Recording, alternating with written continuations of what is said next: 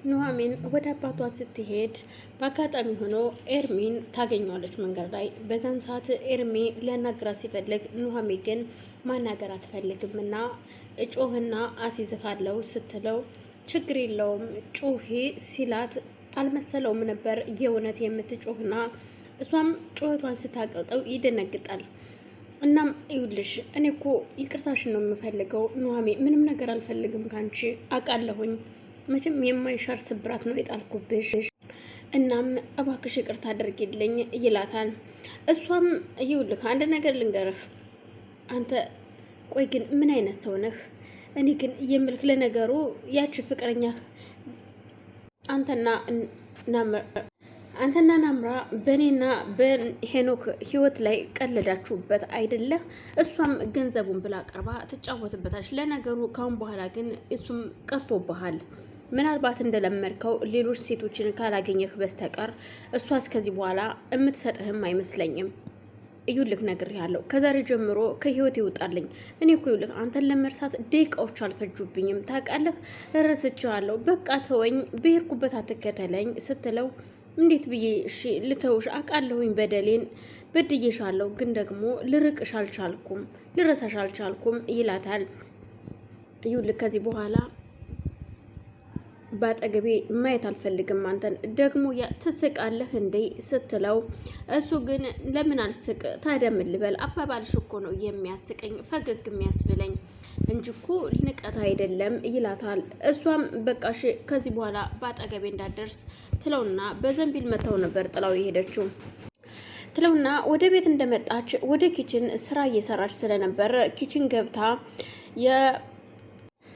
እንደተለመደው ያው እንደመጣች የአባቷ ጓደኛ ቤት ነበረች። እንደ ሰራተኝነት እያገለገለች ነው በዛ ቤት።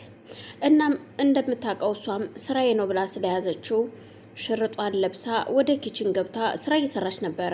በአጋጣሚ ሴትዮዋ ስትመጣ ማለትም ባለቤቷ መታ ስሚ አንቺ ስትላት ኑሐሚንም ደንገጥ ትልና ዞር ብላ አቤት እቲ እንዴት ዋልሽ ስትላት ምኑን ሰላም አለኝ ምን ሰላም ትኛለሽ? አንቺና አባትሽ በህይወት የገብታችሁ ትላታለች።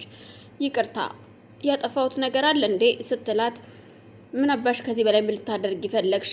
እኔ ምለው ባለቤቴን አንቺና አባትሽ ግን ምን ብታስነኩት ነው እንደዚህ ለቤቱ አላፊ እንድትሆኑ ያደረጋችሁ? ተናገሪ። ይኸውልሽ ከልጅ ህይወት ደግሞ ውጪ። ከልጄ ጋር እንዳይሽም ሆነ ምንም እንድታደርጊ አልፈቅድልሽም። ካሁኑ ልጄ ላንቺ ጠበቃ መቆም ጀምሯል። የሆነ ነገር ስንናገርሽም አትናገሯት እያለ ነው። ስለዚህ ከልጄ ራቂ፣ ነግሬሻለሁ። ስቃይሽ እንዳይበረታ እንዳይጨምር ስቆቃሽ ነገርኩሽ ስትል አልገባኝም። ግን ምንድነው? ቆይ ምንድነው በዚህ ልክ የሰው ልጅ መጥላት? ቆይ ምን አለበት እኔና አባቴን ብትተውን እባካችሁ። ትንሽ ጊዜ ነው አባቴ ተሽሎት እስከምንወጣ ድረስ። አባቴ ተሽሎት ከሆስፒታል ከወጣ እንሄዳለን። በቃ ለዛ እስከዛ ድረስ ማረፊያ ስለሌለን ነው ትላታለች። ማረፊያ ይንሳችሁና እኔ ምን አገባኝ ስለናንተ፣ ነግሬሻለሁ። ከዚህ በኋላ አልጠይቅሽም ትላታለች። አምራን ፍቅረኛውን እንገናኝ ብላው ከተገናኘች በኋላ ይኸውልህ አሁን ቤተሰቦችን መተዋወቅ እፈልጋለሁ ትለዋለች። ምክንያቱም ኤርሚያስ እንደ ካዳት ከኑሐሚን ጋር ተኝታ ስላገኘችው እሱን በቃ አልፈልግም ብለዋለች። እናም በቃ ቤተሰቦችን መታወቅ አለብኝ፣ አባትህ የሚፈልጋትን ሴት መሆን እችላለሁ ወስኛለሁ ትለዋለች። እንዲህ ቆይ ምንድነው የዚህና ክላንች? ቆይ ኑሐሚን ቤት ስለመጣሽ በቃ ቀናሽ ማለት ነው? በቅናት ነው እንደዚህ ሆንሽው? መቼም ልትለወጫችም ሲላት በፍጹም አንተ እንዳሰብከኝ ሳይሆን አባትህ ያሰብኩኝን ሴት መሆን እችላለሁ ትለዋለች። ይኸውልሽ አባቴ እኮ አሁን ስለ ሴት መሆን አለመሆንሽ ሳይሆን እያለ ያለው ኑሐሚን ቆንጅዬ ነች፣ ሁሉ ነገሯ ጨዋ ነች፣ ንግግሯ፣ ስርዓቷ ጨዋ ልጅ ናት ነው የሚለው አባዬ። እርግጥ እኔ ልጅቷን አላፈቀርኳትኝም፣ ግን እንዳየኋት ደንግጫለሁኝ። ግን ደግሞ አንቺ ነው የምወድሽ የማፈቅርሽ ይላታል። ቆይ አልገባኝም። አሁን እኔን ከዛች የምታስቀይም ልጅ ጋር እያወዳደርከኝ ባልሆነ ስትለው በፍጹም እያወዳደርኩሽ አይደለም እየነገርኩሽ ነው። እናም ግን ኑሐሚን የሚገርምሽ ነገር እንዴት አይነት ጎበዝ ባለሙያ መሰለችሽ ይላታል።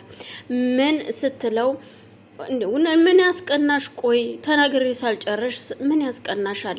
አዎ ነገ አስተዋውቃችኋለሁ ብያችኋለሁ እነማየን ግን እማዬ እንዴት እንደምትቀበልሽ አላውቅም። ከአባቴ ይልቅ የማዬ ደግሞ ይብሳል። እማዬ ዘር ትቆጥራለች፣ ስራ ትቆጥራለች፣ ስራ ታያለች። የምን ቤተሰቦችሽ ምንድነው የሚሰሩት? የምን ባለቤት ናቸው ትላለች። እና ታዲያ ምን ችግር አለው? እኔ ባላባቶችን አልጠራም እንዴ? ታዲያ ቀኝ አዝማች ግራ አዝማች ብዬ መናገር ያቅተኛል እንዴ? ከዛ እንተዋወቅ ቤተሰቦችሽን ሲሉኝ እኔ እንደሆነ ቤተሰብ የለኝም፣ ቤተሰቦችን ጨርሻለሁ፣ ምን አገባኝ ትለዋለች። እንደዚህ አይነት ነገር አይሰራም እናቱ። ቀኝ አዝማች ግራ አዝማች ብትዩ አይመለከታትም።